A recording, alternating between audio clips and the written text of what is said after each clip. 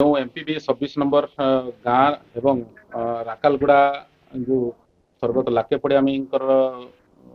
जमी को नहीं केन्द्र कर जो गोटे अप्रीतिकर परिस्थिति सृष्टि होता है दंगार परिस्थिति सृष्टि होता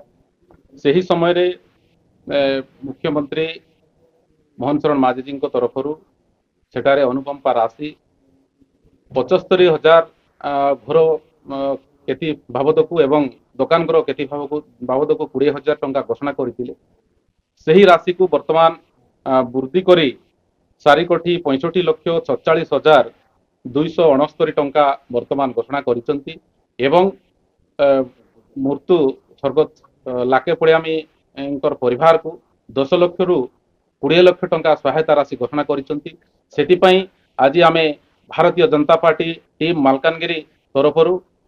ମୁଖ୍ୟମନ୍ତ୍ରୀଙ୍କୁ ଅଶେଷ ଅଶେଷ ଧନ୍ୟବାଦ ଦଉଛୁ। टीम्र भारतीय जनता पार्टी मालकानगिरी जिला टीम तरफ अनुरोध कर अनुरोध को रक्षा कर मुख्यमंत्री मोहन चरण माझी को आज धन्यवाद दूँ। गत राशि ठारू या 4 गुण अधिक किंतु गत राशि जो